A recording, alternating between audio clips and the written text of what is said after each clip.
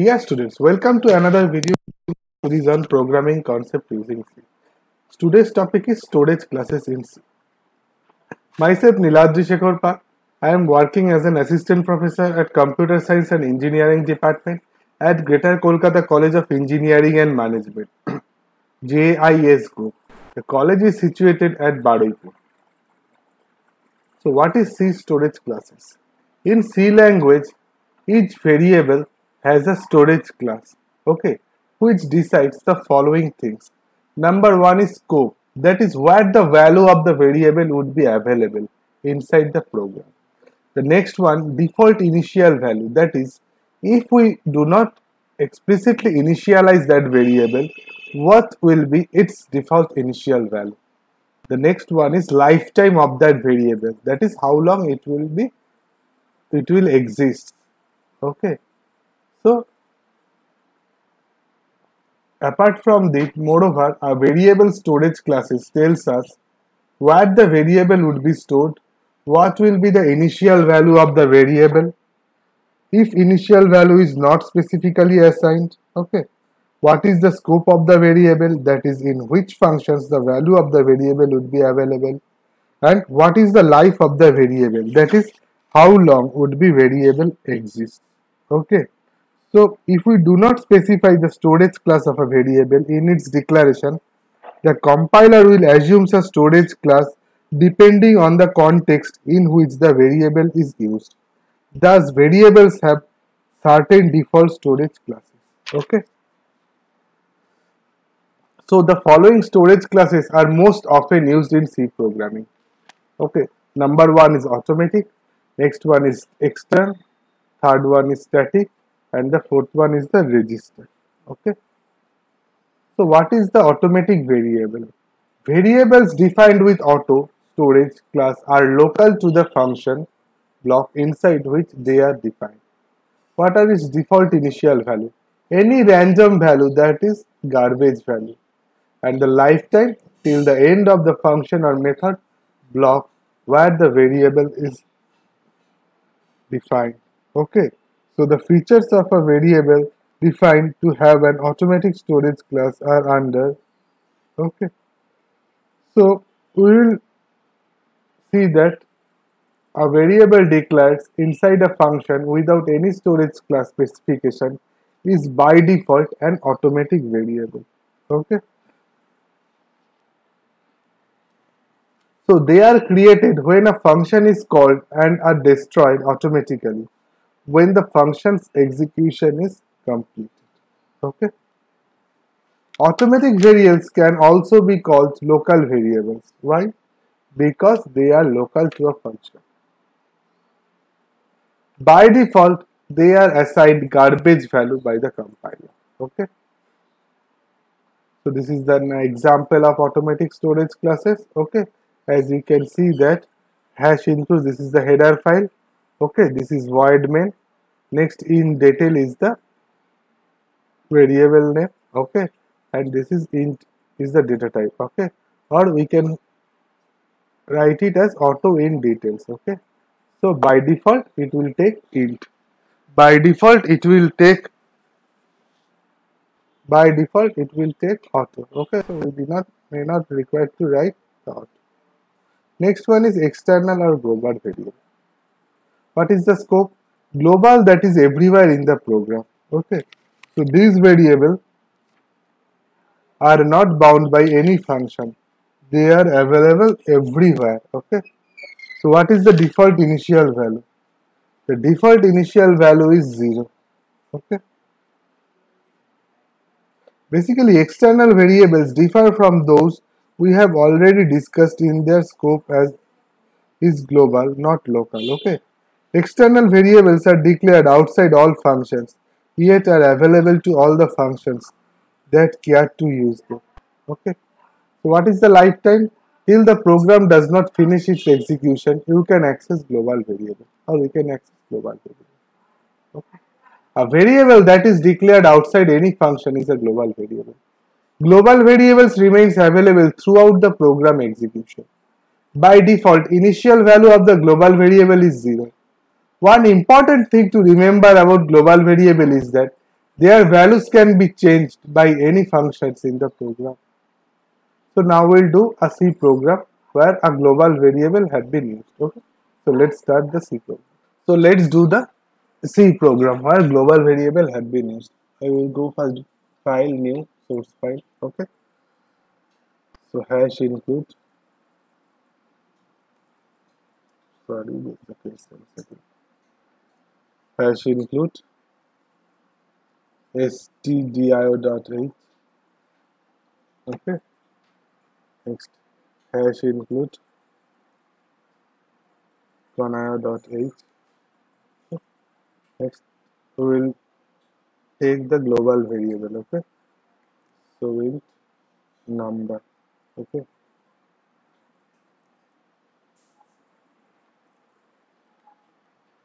So global variable. Okay. Int main. As you have seen that we have declared this variable outside the main function. Okay. So this is a global variable. We can use it everywhere. Okay.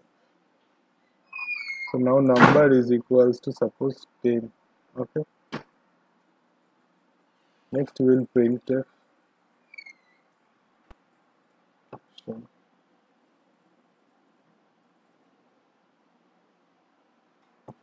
if I want to read I am in main function. Okay. My value is percentage.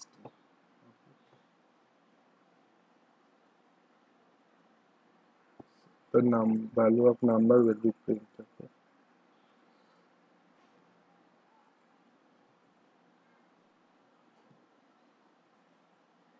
After that we will define or declare a function. Suppose the name of the function is function1. Okay. So we have declared a function. Okay. Okay. So this is the function calling basically. This is basically a function calling function. Next we will declare another function.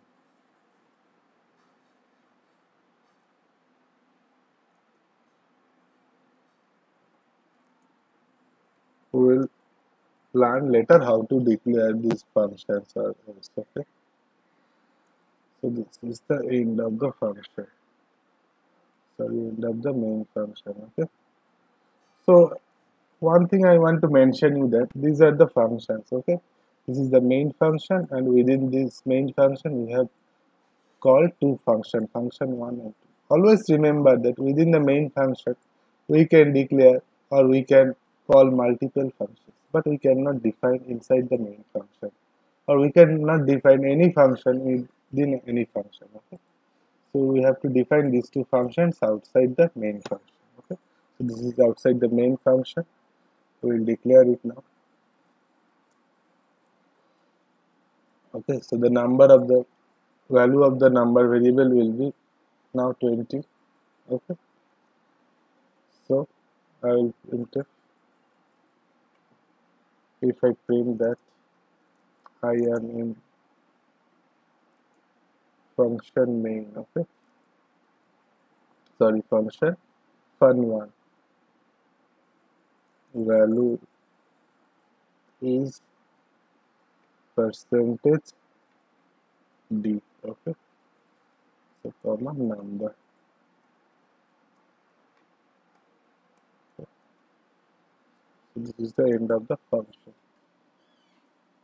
Okay.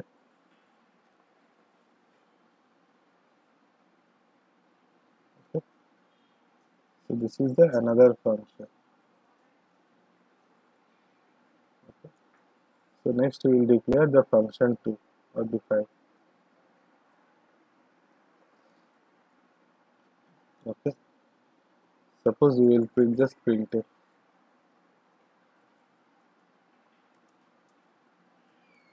I am in function fun2. Okay. Value is percentage d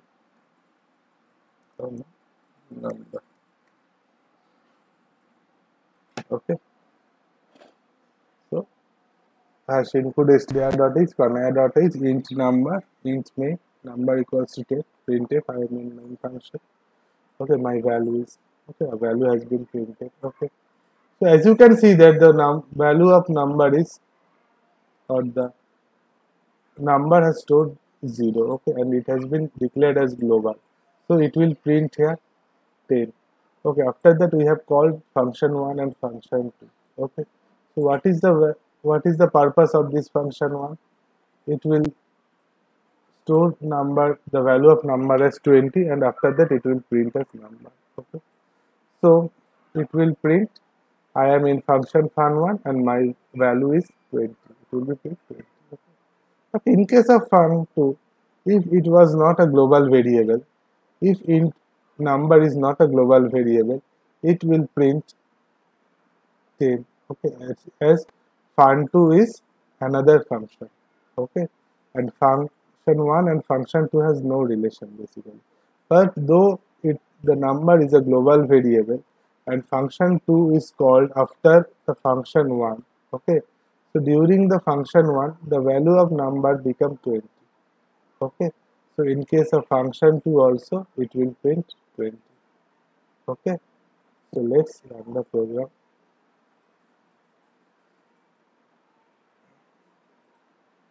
C source file.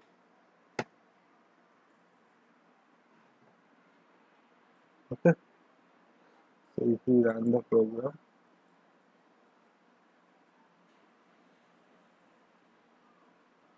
so as you can see, I am in the function main function, my value is 10. I am in function fun1, the value is 20, and the value is also 20. Okay, so as you can see that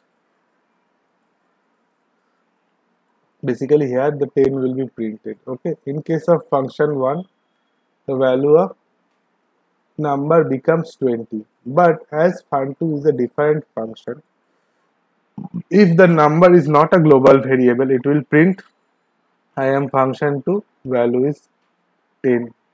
Okay, but though variable, it is a global variable. Okay, so it will print the latest value of number, that is global. Suppose it is a, I'm just commenting. Okay, so number is not now a global variable. Okay, it is a normal variable. Okay, so if I save this program and run it, I will check what will be the output. Okay, so I'm just running the program. So here is also,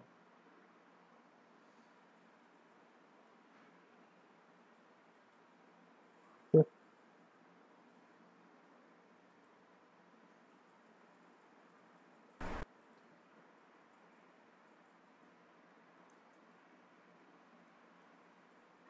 Okay, so if I do this, or if I int number equals to, suppose I have to do it. Okay, so save, now I'm executing it. Okay, so 10, 20, 10. Okay, so this is the purpose of the global variable. If we declared it globally, we can use it anywhere, and the scope of it will be anywhere. Okay, so this is the main funda of global variable. Okay, so you have seen what are the C program of how to use global variable. Next, come to the extend keyword. The extend keyword is used with a variable to inform the compiler that this variable is declared somewhere else. Okay. The extend declaration does not allocate storage variables. Okay. So it does not allocate any storage for variables. So this is the uses of extend keyword. Okay, so you have seen how extend can be used. Okay, so hash include, this is a global variable. Okay, so we have incremented the value of a as, and this is the extend keyword. Okay, we have used the extend int a. Okay, so global variable from one file can be used in another using a extend keyword. Okay, this is basically file 1 and this is basically file 2. Okay, So int a is a global variable and it has been used at the file 1. Okay. So use this variable in another file, we have to declare extern int a. Okay. So that we can easily use this a variable here. Okay. So what is the problem when extern is not used? Okay. So if we don't use any extern keyword, then there will be an error. What is the error? The error will be we cannot find definition of a variable. Okay. So you have to require to define the variable of a like int a. Okay. But if we use extern, then this type of error will not come. So using the extend same file, if you use the extend keyword, then there will no error. Okay. So if we use extend keyword, then there will be no error. But if we do not use any extend keyword, then there will be an error. That is cannot find definition. Okay. So what are the now come to the static variable? What is the scope of static variable? Local to the block in which the variable is defined. Okay. So this is the scope of the static variable. Next, what are the default initial values? Okay, the default initial values are 0. Okay, so what is the lifetime of it? Till the whole program does not finish its execution. Okay, or the value of the variable persists between different function calls. Okay, so a static variable tells the compiler to persist or save the variable until the end of the program. Instead of creating and destroying a variable every time when it comes into and goes out of scope, static variables is initialized only once and remains into existence till the end of the program. A static variable can either be internal or external depending upon the place of declaration. Scope of the internal static variable remains inside the function in which it is defined. External static variables basically remain restricted to scope of file in which they are declared. They are assigned 0 as default value by the compiler. Okay. Okay, so they are assigned 0 as default by the compiler. Like auto variables, static variables are also local to the block in which they are declared. The difference between them is that static variables does not disappear when the function is no longer active. Their values persist. If the control comes back to the same function, again the static variables have the same values they had last time around. Okay. So now we'll use another C program where we will use the static variable. Okay. So we have opened the editor. This is new. This is the source file. Okay. So we'll write the program. Okay. So before doing the use of static variable, I will first write a program where static variable not used. Okay. So that you can check what is the difference between the use of static and not using static or using auto. So this is the header file stdio.h. Next conayo.h. Okay. Print main. We declare two variables, two functions rather. Suppose the is increment function. Okay. Again we will call that increment function. Okay. So again we will call the increment function. Okay. So next we will define outside the main function the increment function. Okay. So auto int I. Okay. So printf, then the double quotation percentage d. Okay, comma I equals to I plus 1. Okay, giving a slash n. Okay, it will be better to understand the slash n. Okay, so this is the program. Okay, so in this case, what will be the output? We'll check first. So at first we'll save it as C source file. This is static dot C. Okay, so let's check what are the outputs here. So the output is 0, 1, 2. Okay, so the output is 0, 1, and 2. Okay, so if we use the static, what it will print? Let's check. Okay,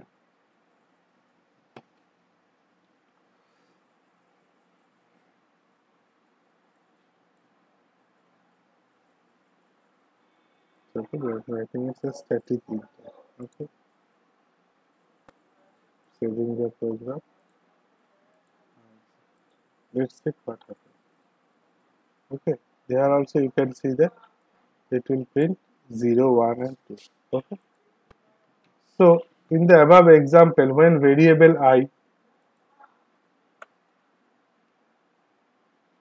so you can check that in the above example, when variable I is auto, each time increment is called, it is reinitialized to 1. Okay, when the function terminates, I vanishes and its new value of 2 is lost. Okay, so the result, no matter how many times we call increment, I is initialized to 1 every time. On the other hand, if I is static, it is initialized to 1 only once. It is never initialized again. During the first call to increment, okay, I is incremented to 2 because I is static. This value persists. The next time increment is called, I is not reinitialized to 1. On the contrary, its old value 2 is still available. Okay. Now, what is register variable? What is the scope of register variable? Local to the function in which it is declared. Okay. Next, what are the default initial value? The default in any random value, that is garbage value. Okay, that is the register variable. And what is the lifetime of register variable? Lifetime is till the end of the function method block in which the variable is defined. Okay, so register variables inform the compiler to store the variable in CPU register instead of memory. Okay, register variables have faster accessibility than a normal variable. Generally, the frequently used variables are kept in registers, but only a few variables can be placed inside the register. One application of register storage class can be in using loop, where the variable gets used a number of times in the program in a very short span of time. Okay, so the register variables are declared like this. Okay, register space int space number. Okay, so a value stored in a CPU register can always be accessed faster than the one that is stored in memory. Okay, so therefore if a variable is used at many places in a program, it is better to declare its storage class as register. Okay, so let's do a C program on register variable. Okay, so this is a C compiler, new source file, hash include stdio.h, hash include conio.h. Okay, this is int name. Okay, so register int I for I equals to 1, I less than equals to 10, I plus plus. Okay. So within for loop printf slash n percentage d comma I. Okay, this semicolon. Okay. So let's set the program as C source file. This is the register. This is the register.c. Okay. So if we run the program, okay, you can see the value 1, 2, 3, 4, 5, 6, 7, 8, 9, 10. Okay, as the value started from 1 to 10. Okay. So here, even though we have declared the storage class of I as register, we cannot say for sure that the value of I would be stored in a CPU register. Why? Because the number of CPU registers are limited and they may be busy doing some other tasks. So what happens in such an event? The variable works as if its storage class is auto. Okay. So not every type of variables can be stored in a CPU registers. For example, if the microprocessor has 16-bit registers, then they cannot hold a float value or a double value, which requires 4 and 8 bytes respectively. However, if you use the register storage class for a float or a double variable, you would not get any error messages. All that would happen is the compiler would treat the variables to be of auto storage class. Okay. So where we will use which storage class and when? We should use static storage class only when we want the value of the variable to remain same every time we call it using defined function calls. We should use register storage class only for those variables that are used in our program very often. CPU registers are limited and thus should be used carefully.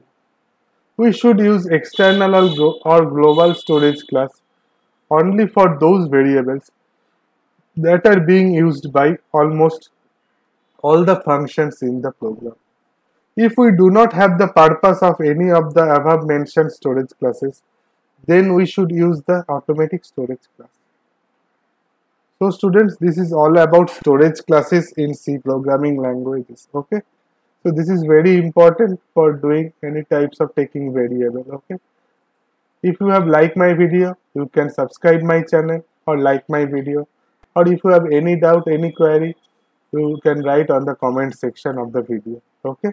So student, I am requesting you to visit www.facebook.com/digitalclassroom and like my page to get all the notifications about my video tutorial. So students, thank you for now. See you on the next tutorial. Thank you.